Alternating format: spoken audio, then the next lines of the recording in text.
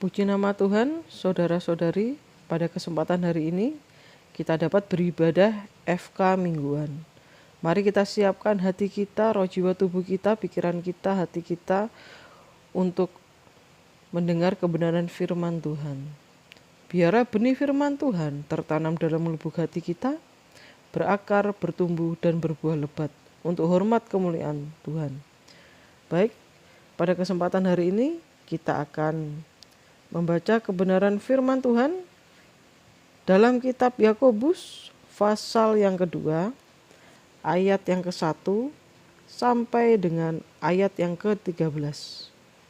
Judul perikopnya adalah Jangan Memandang Muka. Baik, kita akan sama-sama mendengarkan kebenaran firman Tuhan. Kita akan belajar dari ayat demi ayat agar kita diperbaharui dan bisa melakukan kebenaran firman Tuhan. Biarlah saudara-saudari meminta pertolongan Roh Kudus agar setiap benih firman Tuhan, ayat per ayat ini, pasal per pasal ini, dapat dimengerti dan dilakukan. Dalam kerendahan hati kita terima kebenaran firman Tuhan ini. Judul perikopnya adalah Jangan Memandang Muka. Ayat yang pertama, saudara-saudari, saudara-saudaraku, sebagai orang yang beriman kepada Yesus Kristus, Tuhan kita yang mulia, janganlah iman itu kamu amalkan dengan memandang muka. Jadi di sini kita tidak boleh memandang muka. Di sini adalah kayak menghakimi orang gitu ya, saudara-saudari. Jadi kita melihat status sosial, kita melihat bibit bobot bebet, itu tidak boleh ya saudara-saudari. Jadi kita tidak boleh menilai seseorang dari segi fisik. Jadi kita harus menerima orang itu apa adanya. Tidak boleh di hati kita, pikiran kita, kita itu menilai seseorang itu secara fisik gitu kan. Orang ini ibadah nih, ke gereja nih, contohnya ya saudara-saudari. Tapi saya lihat sih banyak sih yang seperti ini ya. Dia melihat status sosialnya. Dia ibadah pakai mobil, lebih dihormati kah? Dia memiliki jabatan kah dalam pekerjaannya? Lebih dihormati, lebih disegani. Mohon maaf saudara-saudari, tapi ini kebenaran firman Tuhan mengatakan tidak boleh memandang muka. Bahkan judul perikopnya aja sudah dituliskan jangan memandang muka. Jadi kalau bahasa ini dikesehariankan, itu kita itu tidak boleh menilai seseorang itu dari status sosialnya, seperti secara fisik, secara berpakaiannya, menggunakan branded, maksudnya yang bermerek ya saudara-saudari, ada brandnya yang bermerek.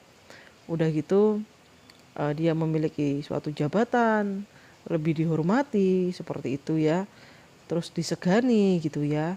Jadi di sini kita belajar sama-sama rendah hati. Saya juga banyak belajar bahwa kita tidak boleh menilai orang secara fisik. Jadi solusinya bagaimana Pastor Elizabeth? Kita harus menyetarakan semua orang sama. Kita harus menghormati biarpun dia tidak memiliki jabatan kah, atau dipandang dunia orang miskin kah, orang tidak punya kah, atau bahkan pengangguran kah. Kita tetap harus memandang orang itu sama, kita harus menghormati. Jika kita ingin dihormati, kita harus menghormati, begitu saudara-saudari ya. Jadi tidak boleh kita menghakimi orang di dalam hati kita bahwa orang ini punya jabatan kita segani. Itu tidak boleh saudara-saudari. Itu Tuhan tidak suka seperti itu ya. Jadi kita menganggap semuanya sama, kita saling menghormati, saling mengasihi, tidak memandang latar belakang orang lain begitu ya. Baik, ayat selanjutnya. Ayat yang kedua, sebab jika ada seorang masuk ke dalam kumpulanmu dengan memakai cincin emas dan pakaian indah, dan datang juga seorang miskin ke situ dengan memakai pakaian buruk. Jadi di sini yang saya jelaskan tadi, ada orang kaya, ada orang miskin begitu saudara-saudari. Baik, ayat yang ketiga, dan kamu menghormati orang yang berpakaian indah itu dan berkata kepadanya, silakan Tuan, duduk di tempat yang baik ini. Biasa kalau duduk di tempat yang baik ini itu kalau secara saya melihat ya, itu biasanya duduk di depan, Setelah itu kursinya itu dibedain gitu kan. Nah, ini perumpamaannya seperti itu ya. Baik, ayat selanjutnya. Sedang kepada orang yang miskin itu kamu berkata, berdirilah di sana atau duduklah di lantai. Ini dekat tumpuan kakiku. Jadi di sini dikasih contoh bahwa janganlah kita menghormati orang yang kaya. Cincin emas di sini tadi yang telah kita baca ini diumpamakan seperti orang yang kaya. Kalau orang yang miskin itu tidak punya apa-apa gitu kan, lebih tidak dihormati gitu kan. Jadi seperti yang tadi saya katakan bahwa tidak boleh memandang latar belakang dari jabatan, status sosial. Tuhan pengen kita itu menyetarakan semuanya gitu kan. Baik, ayat selanjutnya, ayat yang keempat. Bukankah kamu telah membuat pembedaan di dalam hatimu dan bertindak sebagai hakim dengan pikiran yang jahat. Jadi di sini dikatakan kalau kita menilai seseorang dari latar belakangnya, kita sama saja memikirkan hal yang jahat tentang orang itu, seperti itu. Jadi tidak boleh. Kita harus sama-sama saling menghormati. Saya nih selaku hamba Tuhan, ya saya sama juga seperti orang-orang yang lain gitu kan. Karena seperti ini saudara-saudari ya, banyak orang yang mentang-mentang dia hamba Tuhan gitu kan, lebih disegani, dihormati. Enggak seperti itu saudara-saudari ya. Kita sama, status kita sama. Yang membedakan apa? Yang membedakan hubungan kita dengan Tuhan. Jadi Tuhan yang berhak menilai iman kita seperti apa. Ada orang secara fisik dia taat beribadah, ingat ya, secara fisik, secara orang melihat ya, maksud saya seperti itu ya. Dia ibadah terus, ke gereja terus, bahkan mungkin bisa 24 jam ke gereja. Tapi di dalam hati dia itu jahat.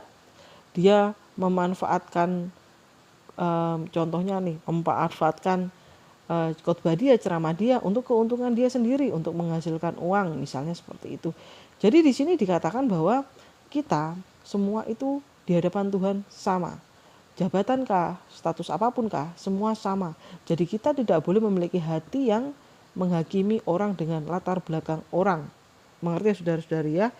Baik, ayat selanjutnya, ayat yang kelima. Dengarkanlah, hai saudara-saudara yang kukasihi, bukankah Allah memilih orang-orang yang dianggap miskin oleh dunia ini untuk menjadi kaya dalam iman dan menjadi ahli waris kerajaan yang telah dijanjikannya kepada barang siapa yang mengasihi dia. Jadi di sini tuh dikatakan bahwa Tuhan mengasihi orang yang miskin secara fisik ya, tetapi hatinya dia itu kaya. Kayanya apa? Dia selalu merindukan kebenaran firman Tuhan. Dia selalu melakukan kebenaran firman Tuhan. Jadi dia kaya secara rohani. Rohani dia kaya.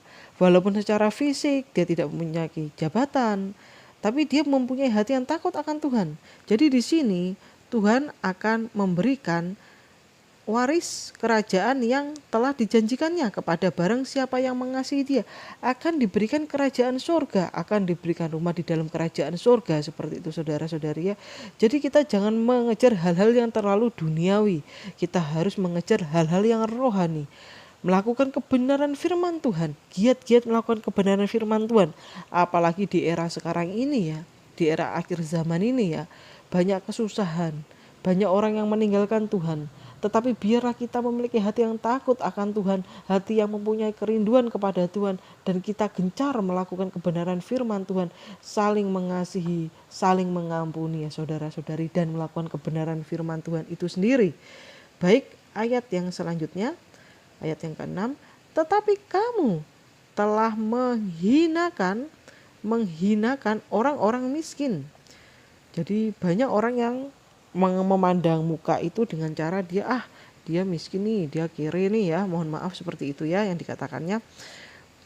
Jadi direndahkan, diremehkan, itu tidak boleh ya saudara-saudari ya. Bukankah justru orang-orang kaya yang menindas kamu dan yang menyeret kamu ke pengadilan? Jadi kebanyakan orang-orang kaya ini ya mohon maaf biasanya korupsi untuk menghasilkan kekayaan dia. kadang dia korupsi, menghalalkan segala cara. Mohon maaf tidak semuanya seperti ini ya, jadi dalam tanda kutip ya saudara-saudari ya. Jadi di sini hanya ada beberapa contoh orang yang menghalalkan segala cara, dia korupsi, dia menindas orang yang miskin, dia mengambil haknya orang miskin, seperti mafia tanah seperti itu, atau ada bansos dia yang ambil, misalnya seperti itu saudara-saudari ya. Mohon maaf, ini perumpamaan seperti itu ya saudara-saudari ya. Itu tidak boleh mengambil hak orang, tidak boleh seperti itu saudara-saudari. Baik, ayat yang selanjutnya, ayat ke-7. Bukankah mereka yang menghujat nama yang mulia, yang olehnya kamu menjadi milik Allah? Ayat selanjutnya, jikalau kamu menjalankan hukum utama yang tertulis dalam kitab suci, kasihilah sesamamu manusia seperti dirimu sendiri. Kamu berbuat baik. Nah, di sini dikatakan kita mengasihi sesama kita seperti diri kita sendiri. Kalau kita mempunyai kelebihan, kita memberikan orang yang tidak punya makan, memberikan sembako, memberikan bantuan kah, keuangan kah. Jadi itu kita tuh mengasihi orang tuh seperti diri kita sendiri. Kita kan memberi diri kita kan dimandikan gitu kan. Kita kan mandikan diri kita ya kan. Terus kita makan gitu kan. Jadi kayak mengurus orang lain tuh kayak mengurus diri kita. Seperti itu saudara-saudari ya. Seperti itu ya. Baik, ayat yang selanjutnya. Jadi di sini dikatakan kalau kita melakukan seperti itu adalah berbuat baik. Di dalam kebenaran firman ini dikatakan. Baik, ayat ke-9. Tetapi jikalau kamu memandang muka, kamu pilih-pilih. Memandang muka seperti yang tadi saya jelaskan, melihat latar belakang, kamu berbuat dosa. Dan oleh hukum itu menjadi nyata bahwa kamu melakukan pelanggaran. Jadi kalau kita menghakimi orang dengan melihat latar belakang orang itu, kita melakukan dosa dan bahwa kita melakukan pelanggaran. Seperti itu saudara-saudari. Baik, ayat 10. Sebab barang siapa menuruti seluruh hukum itu tetapi mengabaikan satu bagian dari padanya, ia bersalah terhadap seluruhnya. Jadi kebenaran firman ini tidak bisa dicomot ya saudara-saudari. Aku mau berbuat baik saja nih sama si A doang nih, si B, C sampai Z-nya enggak nih gitu kan. Itu enggak boleh. Jadi firman Tuhan ini dikatakan kita itu harus melakukan semua firman Tuhan. Seperti contohnya nih, saya lapar, saya pengen makan nih. Udahlah saya makan satu nasi aja, satu bulir nasi aja. Kan enggak mungkin kan kita kenyang kan. Kita harus makan satu porsi nasi dan lauknya, terus kita minum air putih. Enggak mungkin kan kalau misalnya kita haus nih, kita cuman minum setetes saja nih air putih nih. Nah itu kan nggak bisa seperti itu. Jadi firman Tuhan itu harus dilakukan keseluruhan. Tapi memang pada saat ini saya secara pribadi juga belajar melakukan kebenaran firman Tuhan. Saya tahu bahwa firman Tuhan itu dilakukan itu memang sangat susah. Contohnya mengampuni itu memang susah. Makanya kita perlu Roh Kudus. Kita minta, Tuhan penuhi hati saya dengan Roh Kudus-Mu agar saya mampu mengampuni si A, si B, si Z gitu kan, misalnya seperti itu. Jadi kita di sini sama-sama, saya juga belajar. Kita saling belajar, saling mengampuni orang yang membuat kita menjadi sakit hati, membuat kita menjadi buka celah, kepahitan. Kita harus mengampuni. Minta tolong Roh Kudus, minta tolong Tuhan, penuhi hati kita dengan Roh Kudus. Dan kita juga harus melakukan kebenaran firman Tuhan. Tuhan itu paling suka loh orang yang melakukan kebenaran firman Tuhan. Tuhan akan memberikan Roh Kudusnya. Seperti itu saudara-saudari ya. Baik, ayat yang selanjutnya. Ayat yang ke-11. Sebab ia yang mengatakan jangan berzina. Ia mengatakan juga jangan membunuh. Jadi jika kamu tidak berzina tetapi membunuh, maka kamu menjadi pelanggar hukum juga. Nah kan seperti itu. Jadi misalnya dia nggak berbuat zina nih, tapi dia membunuh, ya dia tetap berbuat dosa. Dosa kecil, dosa besar di mata Tuhan semua dosa sama aja. Cuman kan di dunia ini kan jenis dosanya tuh secara manusia dibedain gitu ya. Tapi di mata Tuhan semua dosa kecil besar itu sama aja. Makanya jangan berbuat dosa. Kita harus mempunyai hati yang pengen melakukan kebenaran firman Tuhan. Seperti itu saudara-saudari ya. Baik, ayat yang selanjutnya, ayat yang 12, berkatalah dan berlakulah seperti orang-orang yang akan dihakimi oleh hukum yang memerdekakan orang. Ayat yang 13, sebab penghakiman yang tak berbelas kasihan akan berlaku atas orang yang tidak berbelas kasihan, tetapi belas kasihan akan menang atas penghakiman. Jadi di sini dikatakan bahwa kita harus betul-betul mengasihi dengan berbuat baik, dengan melakukan kebenaran firman Tuhan. Kalau enggak kita akan dihakimi. Karena di sini dikatakan tetapi belas kasihan akan menang atas penghakiman. Jadi kita jika melakukan kebenaran firman Tuhan nih, maka kita akan menang atas penghakiman. Jadi kita nggak akan dihakimi gitu kan. Lah di sini dihakiminya bagaimana? Ya masuk ke dalam neraka, masuk ke dalam jurang maut seperti itu. Jadi kalau kita tidak mau dihakimi, ya kita ya lakukan kebenaran firman Tuhan. Jangan menghakimi orang juga seperti itu.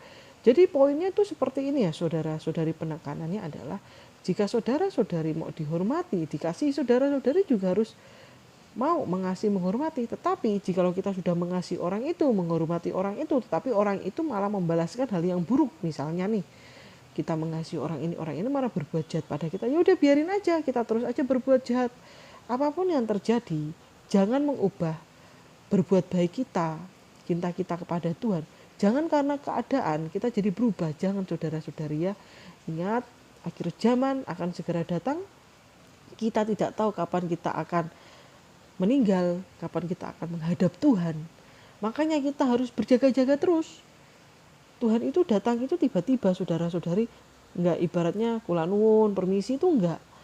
Dia akan datang sesuai kebenaran firman Tuhan, dan kita umat-umatnya menantikan dengan menjaga kesucian kita, kekudusan kita, menjaga pelita kita dengan cara percaya Tuhan Yesus, mengasihi sesama kita, melakukan kebenaran firman Tuhan. Hidup kita itu kan firman Tuhan mengatakan seperti uap, sebentar kelihatan lalu lenyap. Aku lihat si A tadi ini, nggak taunya besoknya dia udah nggak ada gitu kan. Jadi kematian itu memang nggak ada yang tahu, makanya kita harus berjaga-jaga. Baik saudara-saudari, demikian kebenaran firman Tuhan pada kesempatan hari ini. Biarlah kebenaran firman Tuhan tertanam dalam hati kita, berakar, bertumbuh dan berbuah lebat, dan kita lakukan kebenaran firman Tuhan. Kita diberkati untuk menjadi berkat, bukan hanya dari segi keuangan saja, tetapi dari sikap hati kita ini, melayakkan sesama kita sesuai kebenaran firman Tuhan. Baiklah, kita akan berdoa. Bapa di dalam surga, terima kasih atas kesempatan hari ini. Kami dapat berkumpul pada saat ini untuk mendengarkan dan membaca kebenaran firman Tuhan. Biarlah kami memiliki hati yang takut akan Tuhan, hati yang mau dengar-dengaran kepada Tuhan Yesus, hati seorang anak, seorang hamba, seorang murid, dan mau menyembah Tuhan dalam roh dan kebenaran. Berikanlah kami kerendahan hati ya Bapa, dan berikanlah kami kekuatan Roh Kudus-Mu, agar kami senantiasa melakukan kebenaran firman. Hamba-Mu juga berdoa untuk orang yang mendengarkan khotbah ini yang sedang dalam pergumulan, masalah ekonomi. Tuhan berikan jalan keluar pekerjaan, Tuhan cukupkan. Dan untuk yang sedang mencari pekerjaan juga Tuhan berikan jalan keluar, memberikan pekerjaan. Dan untuk orang yang sakit, Tuhan sembuhkan. Hamba-hamba-Mu yang sedang sakit, anak-anak-Mu sedang sakit, orang sedang sakit, Tuhan sembuhkan. Dan juga untuk orang yang tinggal dalam lingkungan yang toksik, lingkungan yang tidak baik, biar Tuhan memberikan kekuatan, memberikan jalan keluar, dan Tuhan Yesus melindunginya.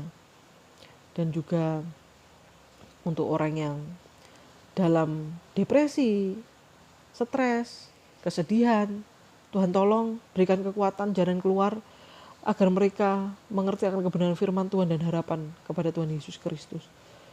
Terima kasih Tuhan Yesus, terima kasih.